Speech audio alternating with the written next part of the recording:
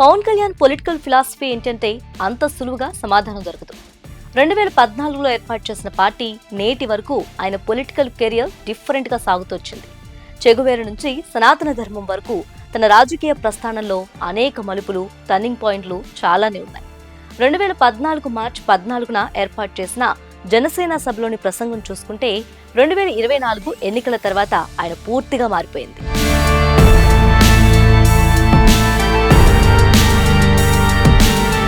మార్చి 14, 2014న Janasena party ఏర్పాటైంది. 10 ఏళ్ల తర్వాత జూన్ 4, 2024న సూపర్ హిట్ అయింది.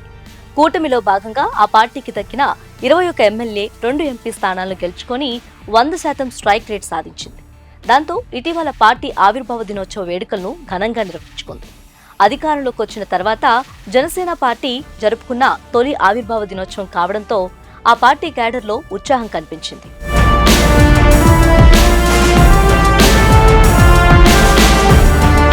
పవన్ కళ్యాణ్ ఫస్ట్ చిరంజీవి పెట్టిన ప్రజారాజ్యం పార్టీలో యువరాజ్యం అధ్యక్షుడిగా పనిచేశారు. ఆయనకు ఇదే రాజకీయంగా తొలి అడుగు. కానీ అది ఎక్కువ కాలం సాగలేదు. పీఆర్పీ కాంగ్రెస్ లో విలీనమైంది. కానీ ఆ తర్వాత కాంగ్రెస్ పార్టీ అరాచకాలను ఎదుర్కోవడమే ప్రధాన ఎజెండాగా జనసేన పార్టీని పెట్టినట్లు పవన్ అనేక సందర్భాల్లో చెప్పారు.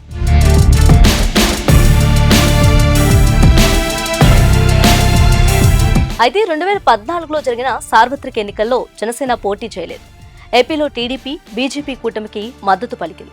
2 ఏళ్ల తర్వాత బీజేపీ ప్రత్యేక హోదా ఇవ్వలేదని, టీడీపీ కూడా ప్రశ్నించడం లేదని ఆరోపిస్తూ ప్రతిపక్ష పార్టీగా మారి గలం విప్పారు. 2019లో జరిగిన ఎన్నికల్లో జనసేన పార్టీ లెఫ్ట్ కు టర్న్ తీసుకుంది. బీఎస్పీ వామపక్ష పార్టీలతో జతకట్టింది. ఎన్నికలకు వెళ్లింది.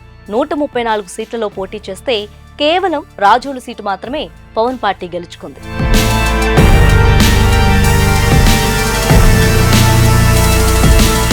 జనసేన అధినేత భీమవరం, గాజువాక స్థానాల్లో ఓడిపోవడంతో సంచలనం రేపింది. దీంతో ప్రత్యర్థుల నుంచి విమర్శలు ఎదుర్కొన్నారు. దాంతో ఆ పార్టీ భవితవ్యం ఏమవుతుందోనని ప్రశ్న పార్టీలోనే వినిపించింది. కానీ 6 నెలల్లోనే ప్రజా సమస్యలపై ఉద్యమాలు, ఆందోళనలు చేపట్టారు. ఆ తర్వాత రైతు సంక్షేమం, మహిళల రక్షణ, భూ ఆక్రమణలు వంటి అంశాలపై ప్రశ్నిస్తూ సభలు నిర్వహించేవారు. అలా మెల్లగా ప్రజల్లో కనిపిస్తూ వచ్చింది జనసేన పార్టీ.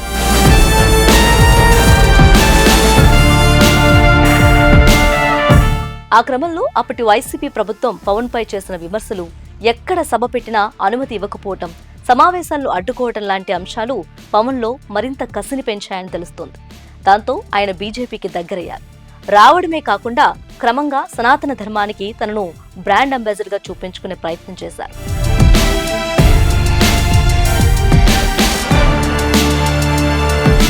రెండు 2014లో పార్టీ పెట్టినప్పుడు చెగువేరాను అనుకరించే ప్రయత్నం చేసిన పవన్ కళ్యాణ్ 2024 నాటికి సనాతన ధర్మం వైపు అడుగులు వేయటం పవన్లోని మార్పుకు చిహ్నంగా కనిపిస్తుంది.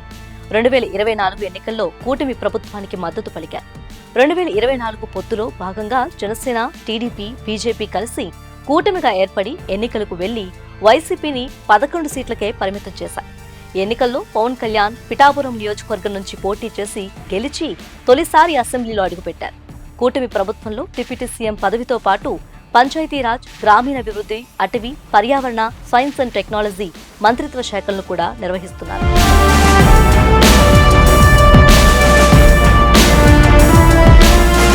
పవన్ వామపక్ష భావాజాలం వినిపించినా లేక హిందుత్వ రాగం ఆలపించినా కూడా సై అనేలా రాజకీయం సాగుతుందంటే దట్ ఈస్ పవన్ చరిష్మా అని చెప్పక తప్పదు.